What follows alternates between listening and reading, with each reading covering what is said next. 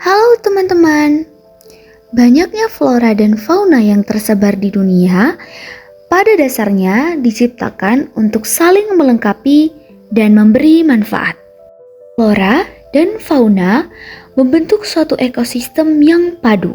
Berbagai kerusakan seperti banjir, longsor, kebakaran hutan, serta kerusakan lain yang disebabkan oleh tindakan manusia tentu akan mengganggu keseimbangan ekosistem ini. Maka dari itu, sangat penting untuk menjaga kelestarian alam, di mana salah satunya yaitu melalui upaya konservasi. Konsep konservasi pertama kali dikemukakan oleh Theodore Roosevelt pada 1902. Konservasi berasal dari bahasa Inggris, yaitu conservation terdiri atas kata count, together, and savor, keep atau save yang berarti upaya memelihara apa yang kita punya secara bijaksana. Adapun menurut Undang-Undang Nomor 5 Tahun 1990, menurut undang-undang, konservasi adalah upaya pelestarian sumber daya alam hayati secara berkelanjutan agar terpelihara, mampu mewujudkan keseimbangan ekosistem dan sumber daya alam hayati. Intinya, konservasi diartikan sebagai pengelola biosfer secara aktif dengan tujuan menjaga keanekaragaman flora dan fauna. Sejalan dengan pengertiannya, tujuan konservasi diantaranya yaitu menjamin kelestarian fungsi ekosistem sebagai penyangga kehidupan, mencegah kepunahan spesies yang disebabkan oleh kerusakan habitat dan pemanfaatan yang tidak terkendali, dan menyediakan sumber plasma nutfah dan keanekaragaman genetika. Nah, teman-teman, adapun kriteria pemilihan kawasan konservasi yaitu yang pertama, kekasan. Maksudnya, memiliki lebih banyak spesies langka dan endemik. Yang kedua, keterancaman. Artinya, spesies yang menghadapi ancaman kepunahan dan membutuhkan penanganan. Dan yang ketiga, kegunaan. Spesies yang memiliki kegunaan atau berpotensi bagi manusia perlu diberikan prioritas konservasi. Oh iya, konservasi flora dan fauna dapat dilakukan dengan mengelola flora dan fauna baik di dalam habitatnya maupun di luar habitatnya. Adapun bentuk konservasi dapat dibagi menjadi dua metode, yaitu 1. Metode in situ. Metode in situ adalah upaya pelestarian keanekaragaman hayati yang dilakukan di habitat atau ekosistem aslinya. Tujuannya adalah melindungi spesies dan komunitas alami di lingkungan aslinya. Bentuk dan contoh dari metode in situ yang pertama adalah cagar alam. Cagar alam adalah kawasan suaka alam yang karena keadaan alamnya mempunyai kekhasan tumbuhan, satwa, dan ekosistemnya yang perlu dilindungi dan perkembangannya berlangsung secara alami. Salah satu contoh cagar alam yang ada di Indonesia adalah cagar alam Krakatau. Cagar alam Krakatau terletak di Selat Sunda, yaitu perairan yang memisahkan Pulau Jawa dan Pulau Sumatera. Secara administratif, kawasan ini masuk dalam wilayah Kabupaten Lampung Selatan, Provinsi Lampung. Tempat ini terdiri dari gugusan pulau vulkanik termasuk Pulau Anak Krakatau. Salah satu fauna yang dilindungi di cagar alam Krakatau ini adalah burung gosong kaki merah. Burung gosong kaki merah adalah burung darat yang hidup berpasangan di hutan, semak, dan hutan mangrove. Burung gosong kaki merah ditetapkan sebagai salah satu satwa dilindungi di Indonesia.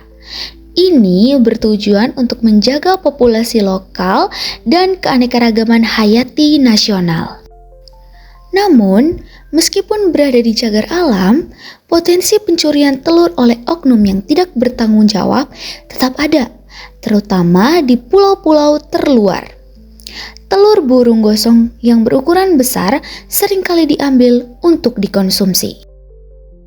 Selain cagar alam, metode in situ juga ada Taman Nasional dan Suaka Marga Satwa. Salah satu taman nasional yang ada di Indonesia adalah Taman Nasional Bunaken.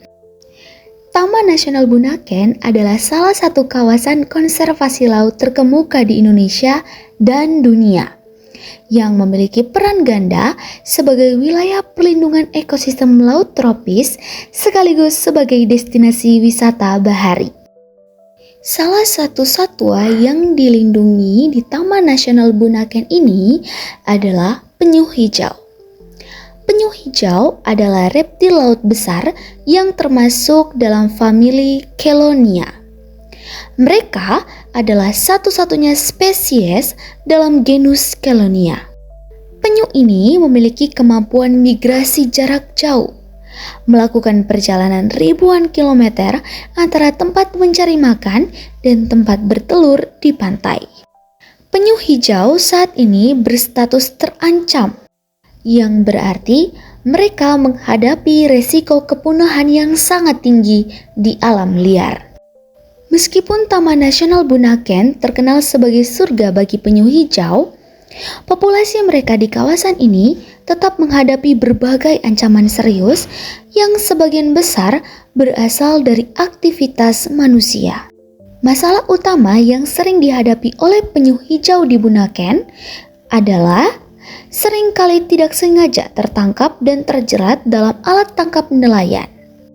Dan juga pembangunan rumah, resort, cottage, dan infrastruktur pariwisata lainnya di sepanjang pantai dapat mengalihfungsikan atau merusak lokasi peneluran alami penyu.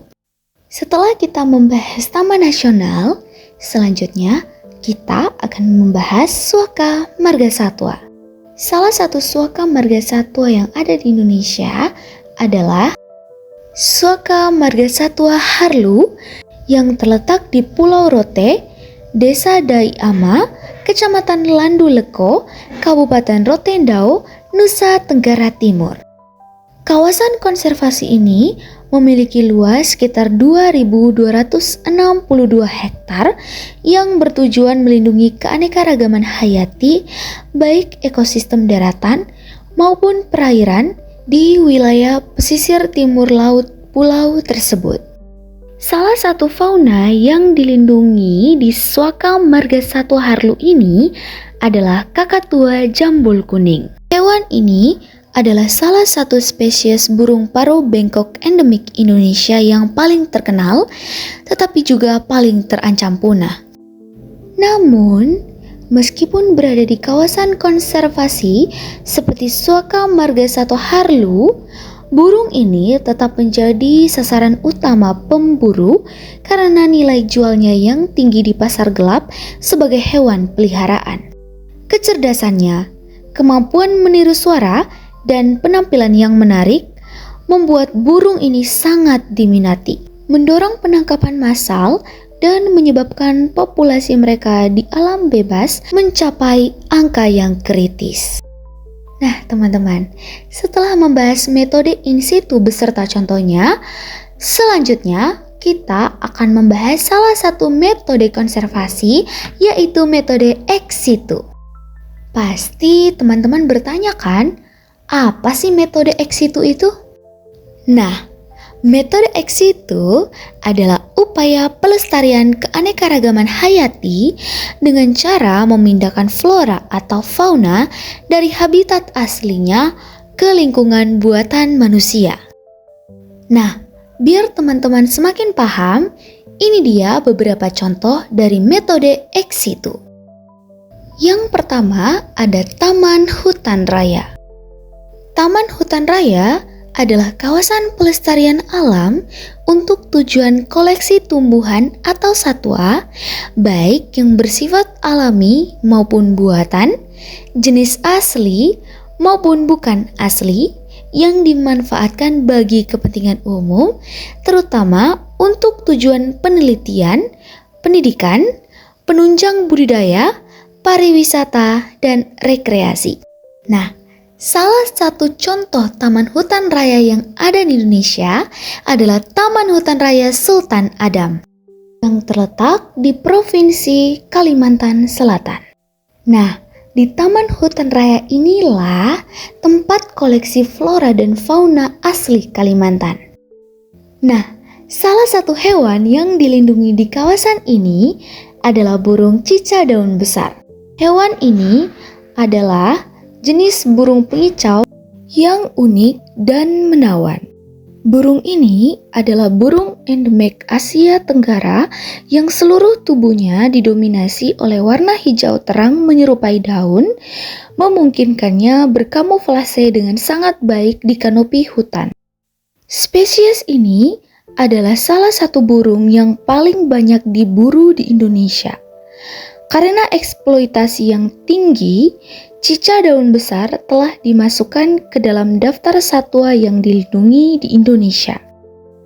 Masalah utama yang dihadapi oleh burung cicak daun besar di Taman Hutan Raya adalah kombinasi antara ancaman langsung seperti perburuan dan tekanan tidak langsung, yaitu kerusakan habitat dari aktivitas manusia. Setelah membahas mengenai Taman Hutan Raya, selanjutnya kita akan membahas mengenai Taman Safari. Konsep utama dari Taman Safari yaitu menciptakan pengalaman bagi pengunjung untuk berinteraksi dan mengamati satwa secara langsung dalam lingkungan yang menyerupai habitat aslinya. Contoh dari salah satu Taman Safari di Indonesia adalah Taman Safari Bogor, yang terletak di Kecamatan Cisarua, Kabupaten Bogor, Jawa Barat. Nah, salah satu spesies langka yang berada di Taman Safari Bogor ini adalah harimau putih. Harimau putih adalah varian warna langka dari spesies harimau yang ditandai dengan bulunya yang berwarna putih atau krem pucat dengan garis hitam. Kemungkinan kelahiran harimau putih di alam liar diperkirakan hanya sekitar 1 dari 10.000 kelahiran. Masalah-masalah yang sering dihadapi oleh harimau putih di penangkaran atau di taman safari itu adalah kebersihan dan sanitasi lingkungan. Kadangkala, sanitasi kandang yang buruk, yaitu kebersihan kandang yang tidak terjaga, makanan yang menumpuk, kotoran yang tidak dibersihkan secara rutin dapat menjadi sumber utama kuman dan parasit bagi harimau putih. Kadangkala juga air minum, air di kolam atau parit yang berada di kandang jarang sekali diganti. Nah, harimau putih juga adalah hewan soliter dan teritorial. Pembatasan lingkungan yang ada di penangkaran dapat menyebabkan stres dan gangguan perilaku. Setelah membahas mengenai taman safari, saatnya kita membahas mengenai kebun binatang. Kebun binatang adalah fasilitas tempat hewan-hewan liar dari berbagai spesies ditampung, dipamerkan, dirawat, dan kadang-kadang dikembangbiakan untuk tujuan konservasi, edukasi, penelitian, dan rekreasi. Nah, salah satu kebun binatang yang ada di Indonesia adalah Kebun Binatang Surabaya yang terletak di Surabaya, Jawa Timur, Indonesia. Di sini kita juga akan membahas mengenai salah satu spesies harimau, yaitu harimau benggala. Nah, teman-teman, harimau benggala adalah satwa liar yang berasal dari anak benua India dan wilayah sekitarnya. Hewan ini menghuni berbagai lingkungan, mulai dari hutan tropis dan subtropis, padang rumput, hingga rawa-rawa. Hewan ini memiliki bulu berwarna oranye cerah atau kekuningan dengan garis-garis hitam tebal yang sangat khas. Nah, bulu-bulu ini berfungsi sebagai kamuflase saat berburu. Nah, teman-teman, masalah yang sering dihadapi oleh harimau benggala adalah masalah kekurangan gizi atau yang biasa disebut juga dengan malnutrisi. Nah, apa sih malnutrisi ini? Begini, teman-teman. Harimau memerlukan diet daging yang kaya protein dan nutrisi. Jika kebun binatang kekurangan dana, pakan yang diberikan mungkin tidak cukup secara kuantitas atau kualitasnya rendah. Hal ini menyebabkan harimau menjadi kurus, lesu, dan sistem kekebalan tubuhnya melemah. Nah, selain itu, harimau benggala juga sering mengalami stres akibat kandang yang tidak memadai. Akhirnya, kita sudah membahas semua contoh dan bentuk dari metode in situ maupun metode ex situ. Keberhasilan pelestarian flora dan fauna di Indonesia adalah sebuah perjuangan yang dinamis, penuh dengan keberhasilan luar biasa di beberapa sektor, namun juga menghadapi tantangan besar yang mengancam kekayaan keanekaragaman hayati yang tersisa. Untuk meningkatkan keberhasilan pelestarian flora dan fauna di Indonesia yang dikenal memiliki tantangan besar, upaya tidak bisa hanya dibebankan pada pemerintah. Kolaborasi multi pihak adalah kunci utamanya. Nah, pihak-pihak yang perlu mengambil bagian adalah yang pertama, sektor swasta, yang kedua, masyarakat lokal dan adat, yang ketiga, penegak hukum, dan yang keempat, akademisi.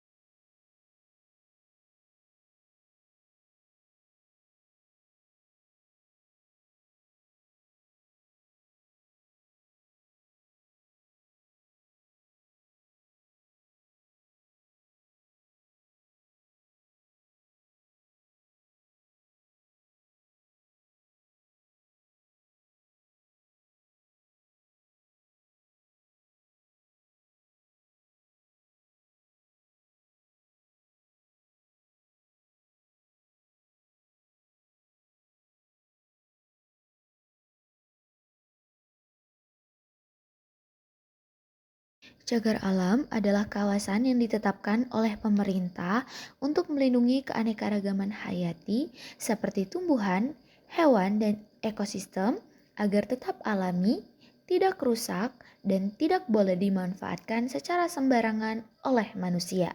Selain itu, cagar alam juga menjadi tempat penelitian ilmu pengetahuan dan pendidikan. Nah, salah satu cagar alam yang ada di Indonesia adalah cagar alam Krakatau. Di sini terdapat salah satu fauna yang dilindungi, yaitu burung gosong kaki merah, yang memiliki ukuran tubuh sedang sekitar 30-40 cm. Warna bulunya umumnya coklat keabu-abuan gelap, kakinya berwarna merah mencolok.